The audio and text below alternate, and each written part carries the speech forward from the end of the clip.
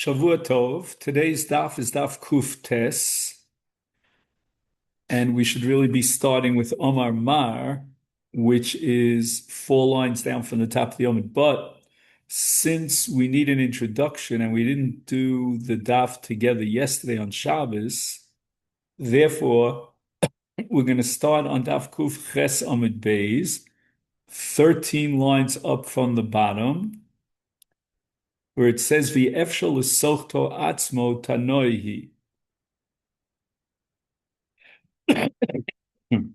So we're dealing with a principle called Efshel l'sochto, and whether it's also a mutter is a subject of great controversy, and we're going to have a brisa that seems to indicate that this issue about Efshel l'sochto, it's also a mutter, is a matter of controversy amongst the Tanoim in the following brisa, Disanya. So we'll explain Efshel l'sochto as we go along, instead of giving a whole introduction, because we'll be able to fit it into the Gemara itself. Disanya, tipas cholov shenafal al hachaticha, kevin shenosna tam v'chaticha, hachaticha atzma nasis nevel v'olseres kol hachatichas kulam mipnei shein mina divrei Rabbi Yehuda. So Rabbi Yehuda holds the following, that if you don't have shishim in the piece of meat where the drop of milk fell on, so the entire piece of meat becomes nevela, and therefore, with regard to the other pieces of meat in the kedera, we have a situation of min b'mino, it's meat with meat, and Rabbi Yehuda's sheet is that min b'mino afilu bi elef lo bata. Okay, so far, this does not really touch directly on the issue of Efshel l'sochto. We got to go weiter. Chachamim omrim ad shetitein tam berotev ubekipa ubechatichos. The prohibition of all the chatichos in the kedera, in the pot where the tipas cholav fell, is not dependent upon the ratio of 60-1, or let's call it 59-1 in the chatich itself where the drop fell, but rather we have to incorporate everything that's in the pot, which is all heter, including, for example, kippah, which is a kind of a small, small piece of meat. Rotev is, of course, the soup. All these things are integrated to create shishim against the tipas cholav, meaning that whereas Rabbi Yehuda sees the tipas cholav as concentrating and giving tam in that one chaticha where it fell, and then applying the principle of nevela, the chachamim see the tipa as if it's spreading out throughout the entire kedera, and then it's much easier to get shishim against that tipas cholav. So far, so good. But the main punchline is coming now in the name of Rebbe, because Rebbe heard the two shitos of Rabbi Yehuda and the Chachamim, and he decided that he would favor Rabbi Yehuda in one set of circumstances, in one scenario, and favor the Chacham in a different scenario. Omar Rebbe declared, in the following scenario, I accept Rabbi Yehuda's premise that the shishim has to be in that chaticha upon which the tipas cholav fell. Nirim div Rabbi Yehuda, kishalo nir v'shalo kisa. So there are two pa'ulos, either one of which would cause the tipas cholav to spread throughout the entire kedera. And that would be either near, we'll see exactly when that took place, and he shook the pot so that the tipas cholav did not focus all of its attention to get trapped in that one chatichas basar, but rather spread throughout. Or kisa, or he covered the pot, and by covering the pot, the hevel, the heat inside the pot, draws that tipa throughout the pot. And therefore, if let's just read one more phrase in the Gemara. We'll go backwards. V'divrei chacham b'shenir v'kisa. I appreciate and and I um,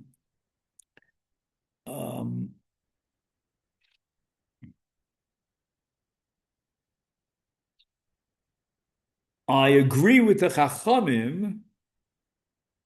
Right? Let's put it this way: I advocate in favor of the Chachamim's ruling in a case of kisa anir, because then through kisa aniru, that pu'ula will cause the tipas cholav to spread throughout the entire kedera. But in lo kisa v'lo nir, then I side with Rabbi Yehuda, and the entire focus of the tipas cholav and spreading its tam is in that first chaticha, which now, since it doesn't have shishim against the tip, becomes nevela, and then we apply the principle of min b'sheno mino eno bata. Okay. So now the Gemara wants to know, what did Rebbe have in mind when he said that I'm inclined to accept Rabbi Yehuda in a situation where there was no nir and no kisa? The Gemara says that doesn't make any sense. Why? My lo nir v'lo kisa, ilement lo nir v'lo klal v'lo kisa klal. If everything remained as is, meaning frozen, there was no mixture, then how could Rabbi Yehuda possibly say that chaticha nevela now prohibits all the other chatichos as mivla bola mifla lo polat? There's no plata, meaning there's no spreading of the tam of the basar in the other chatichos of basar, because there was no nir and no kisui.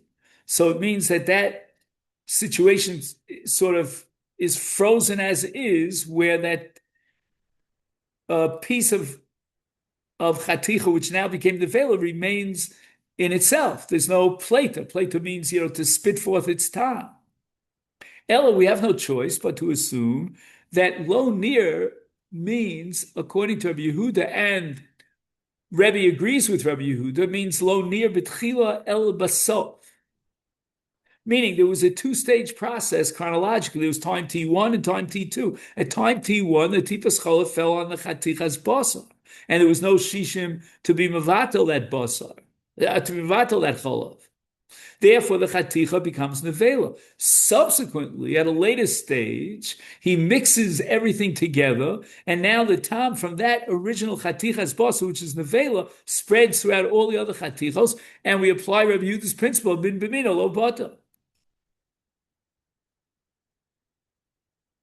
And lo kisa tchila baso. And therefore, the Gemara now comes up with the following question. Amai,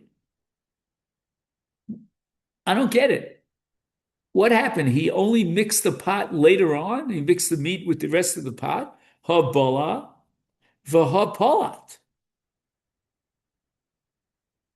I don't get it. There's shishim in the remainder of the pot against that piece of meat, obviously, because otherwise, why is Rabbi Yehuda applying the principle of min b'mino lo bata? Otherwise, if it wouldn't have been min b'mino, but min b'sheno mino, it would have been bata. So there's enough in the soup and the small pieces of meat that float on the surface in order to get you shishim against that piece of meat that received the tipas chala. Obviously, that's the case that Rabbi Yehuda is addressing. So now the question is, nivla bola v'ha polat. I don't get it. You're saying to me that there's going to be a blia of the tam of the basar in the soup and a small piece of meat. Well, guess what? Where is that flavor coming from? Where's that tam coming from? It originates in that chatichas basar. And therefore, in effect, what you're doing is you're squeezing out that tipas cholav from the original piece of meat. And once you squeeze it out, that tipas cholav is now batel. It loses its status within the mixture of the entire soup, etc., etc. So how can you tell me min b'mino lo batel? What are you talking about? Even the original piece of meat should be mutter, because you prohibited that piece of meat because the tipas cholav penetrated into the piece of meat, but now you took out the tipas cholav when you did a nir and a kisui at the end of the process, and now that will cause the tam of the cholav in the basar to spread throughout the entire kedera.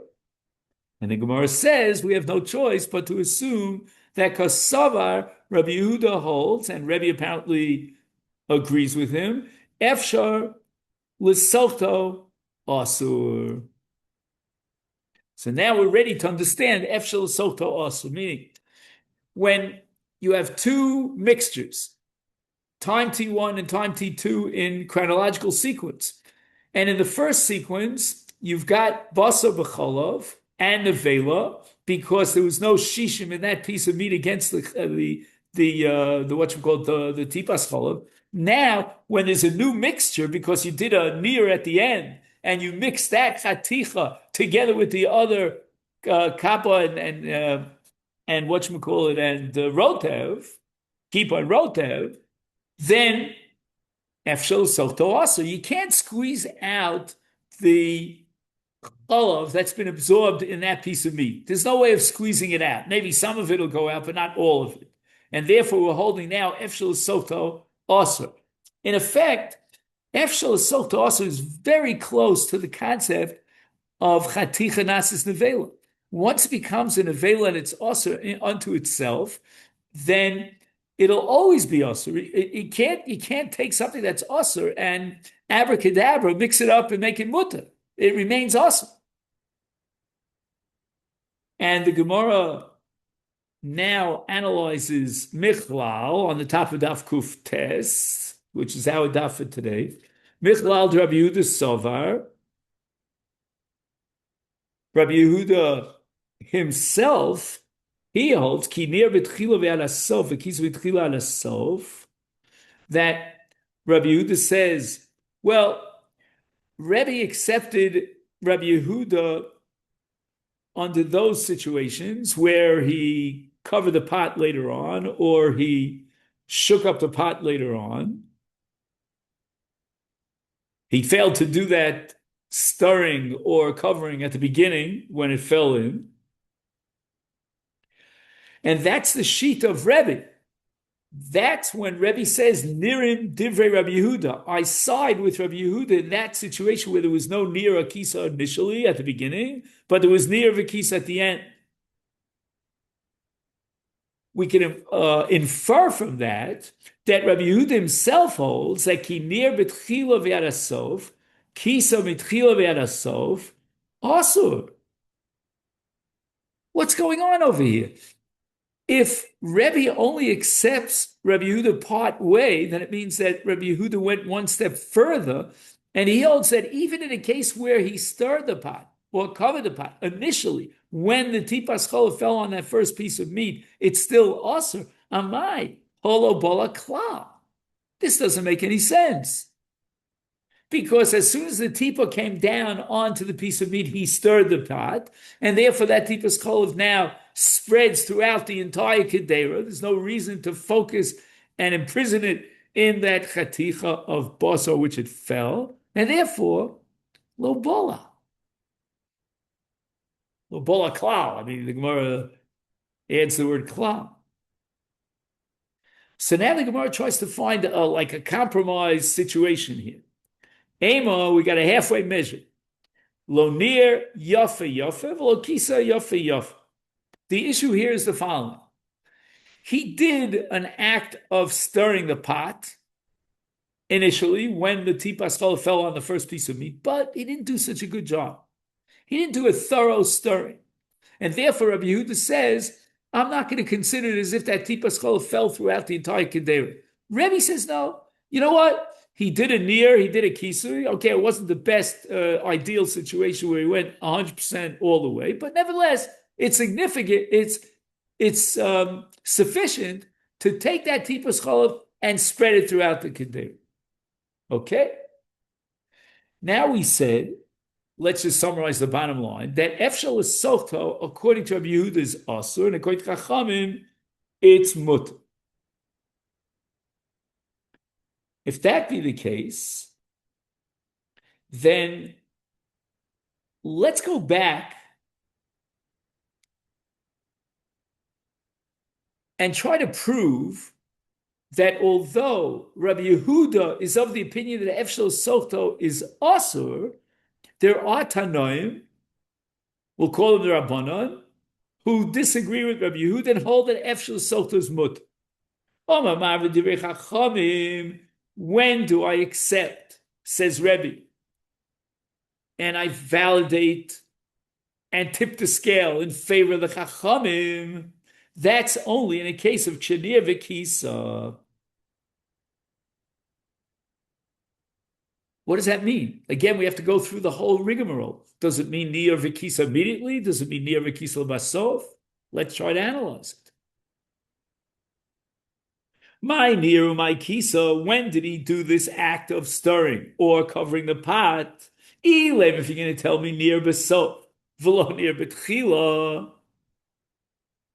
If he mixed it up later on, at time T2, but not immediately when it fell on the meat, the kisa b'soflo kisa b'tchila is ha'amrit nivri. Rebbe himself accepted already the shita of Rabbi Yehuda, and in that case, Rebbe said that once the taste of the milk was absorbed by the piece of meat, then it becomes nevela. And if later on you do niro kisui, then it asses the entire kedera. So how can you tell me now that Rebbe says niri diri chachamim b'she nir basof lo nir b'tchila? I mean, that's exactly the case in which Rebbe accepted Rabbi Yehuda, because again, going through the rigmarole one more time, the drop of milk now was saturated as it penetrated into that original piece of meat. Machlokas Rashi told us, but that's yesterday's stuff about whether or not the meat is in the rotev or outside the rotev, whatever it might be. And then once that happens, that chaticha becomes an avela, and it prohibits the rest of the pot based on min b'mino lo botel. Ella, so we have no choice. We're going to have to say nir b'tchila v'yanasof v'kisa b'tchila v'yanasof. That the Rabbanan hold that initially, when the tipas chola fell down in this hot piece of meat, he immediately started. He immediately put the kisi on top. Yeah, he like was standing there anticipating that this milk would fall on the meat.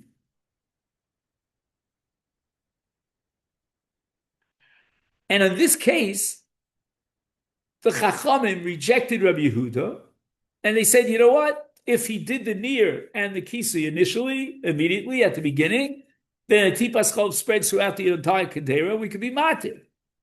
Michlal, okay, that's because he started on the right foot, did what he had to do. He did nir v'kisi immediately. Michlal, d'Rabbanan savri, nir b'sof lo nir b'tchila, kis b'sof lo tchila, mutter. Alma kasavar, efshel sokto mutter.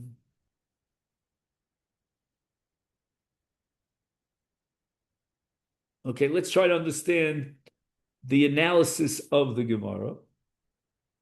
Rebbe accepted the sheet of the Chachamim where he immediately stood up and he stirred the pot, because the milk now spreads throughout the entire, that tipas chov spreads throughout the entire kedera. So in what case did he reject Rabbi Yehuda and accept the Chachamim? Well, Rabbi Yehuda said that even though he did a kisui and a nir initially, we're not going to rely on that. You know what? He did a half-baked job, and he didn't stir it with the full energy. Rebbe doesn't accept Rabbi Yehuda in that scenario, right? Rebbe says that my position is that I accept the Chachamim,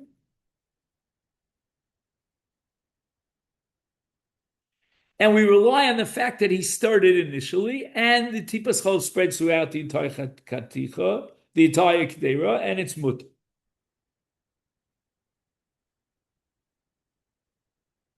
On the other hand, if we analyze it, Rebbe agrees with Rabbi Yehuda in a case where he didn't stir it, or he didn't cover it immediately. And if Rebbe is tipping the scale in favor of Rabbi Yehuda in that case, where he only did the stirring and the whatchamacallit and the covering at the end, that's where Rebbe accepts the Chachamim. That can only be if Efshel is sold to Mutter. Meaning that even though initially he failed to mix the thing, and therefore the tipas cholov lands on that piece of chaticha and penetrates throughout that chaticha and makes it into nevela. And now the chachamim are saying that if he does a nir and a kisui later on, it's going to be mutter. And that's where Rebbe accepted the shita of the Chachamim against Rabbi Yehuda.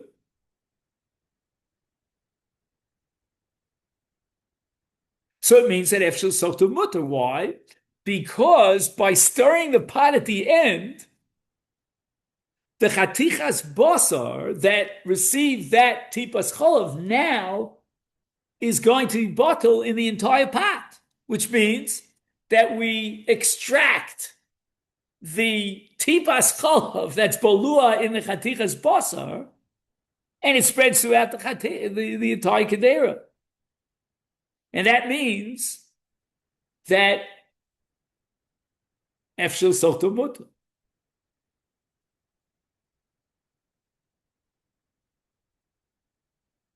So we've achieved our goal now. What was our goal?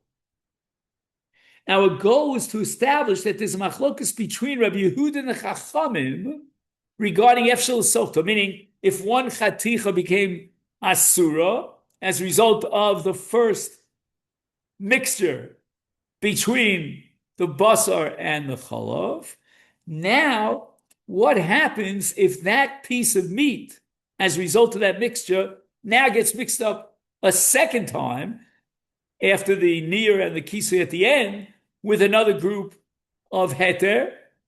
Do we say Efshel Sokto Asa? Do we say Efshel Sokto Mutter? But wait a minute. There's a piece of the puzzle here, a very important piece of the puzzle that's missing. You know what? Maybe Rebbe would grant Rabbi Yehuda the premise that Efshel Sokto is also, which means that we can never be matir the original piece of meat, because that's balua with cholav forever and ever. But maybe the machlokas here is not about Efshel Sokto, but about min b'mino. Meaning, even if I grant you that that first piece of meat now became also because it was bolea the tipas cholav, and he didn't do a nir immediately, he was negligent, so to speak, he sat on the sideline passive. But nevertheless, now when he does the nir at the end, what is Rabbi Yehuda saying? Everything becomes also because it's meat with meat, min b'mino, vafilu be'elef lo bata. Maybe that's where the Rabbanan hold that we could be matir, not the original piece of meat, because that's Efshel Sokto Asur, but all the other piece of meat, even though it's min b'mino, because the Rabbanan hold min b'mino is bata. Amalei Rav Achami difti l'Ravina. Mimai, how do you know that Efshel Sokto Pligi, that the issue here that is contested by Rabbi Yehuda and Chachamim is about Efshel Sokto Dilma? Why not take a different approach? Efshel Sokto Divya Kol Asur, and that original piece of meat therefore remains Asur, and you can't change that. You can't retract that. You can't cause that piece of meat to vomit forth its tam. But Hacha, the machlokas here between Rabbi Yehuda and Chachamim is Rabbi Yehuda with regard to, if you remember, the mixture between Damasar and Damapar, he said Mid B'mino is Asur, and it's not Batal. Rabbanan L'Taimayu. they consistently rejected Rabbi Yehuda, the Amri, and they hold min b'mino bata. So the Gemara says, no,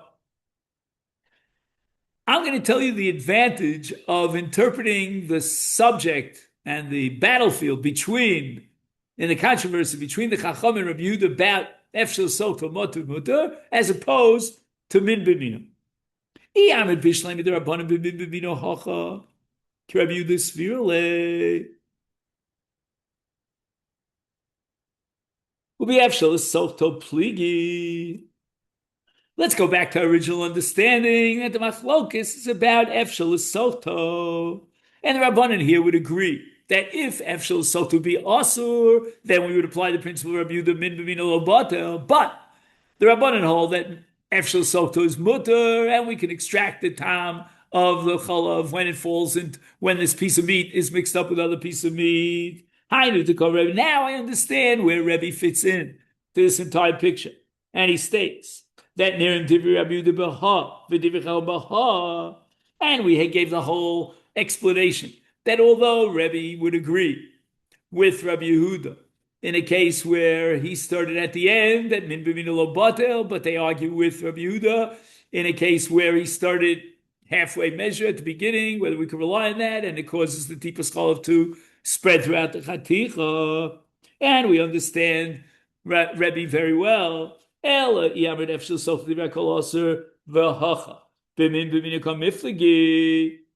you're saying that what?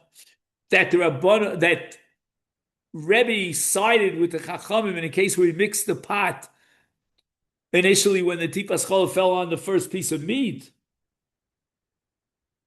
What are you talking about? You're saying that Rebbe also agrees to Rabbi Yehuda that min b'mino afilu be'elef lo batel. Narvas, the question is, did he start it? Did he cover it, and so forth and so on? Is high near and different Rabbi Yehuda ain't near and pilot. Right? If you're saying that there's no machlokus about min b'shein mino, but the only machlokus is whether the stirring will cause successfully to get the tipa all over, then he should have said, Rebbe, that ein nirin divrei Rabbi Yehuda. Because as far as min b'mino, Rebbe's on board. Min b'mino afilu be'elef lo batel. Ella what? Rebbe holds that Rabbi Yehuda is incorrect in his second premise, namely that the stirring was not done properly.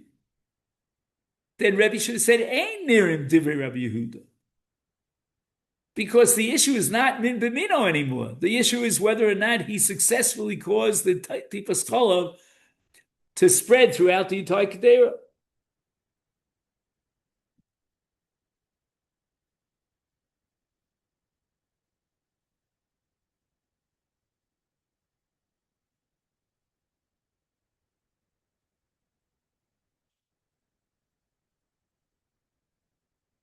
And the Gemara says, "V'sulo midi." Sulo midi is a classic language of the Sugis Hashas at the very end, after we went through the entire thing. And the Gemara says that the machlokes between Rabbi Yehuda and the Chacham is about Efshel Sot. Okay, Rabbosai. Now we start the Mishnah on the bottom of Kuf Tes, sorry. And now we're dealing with two cases of limbs of an animal that very difficult to be matir. One is called kchal. Kchal is the udder. It's full of milk. So you want to now cook this udder. It's got milk and meat. You're doing basa b'cholav. Or, for example, the lev of an animal is full and saturated with blood. How are you going to get rid of that blood? If you don't get rid of that blood and you cook it, then you've got dam. Dam is an isakaris. So the Mishnah establishes hakal koro umotzias chelba. We need kriya with an iron. You got to take a knife and tear open the chal in order to remove the milk. Now the Mishnah wants to know, what if he didn't do so? He was negligent and he failed to do the kriya. Went ahead and he cooked the chal.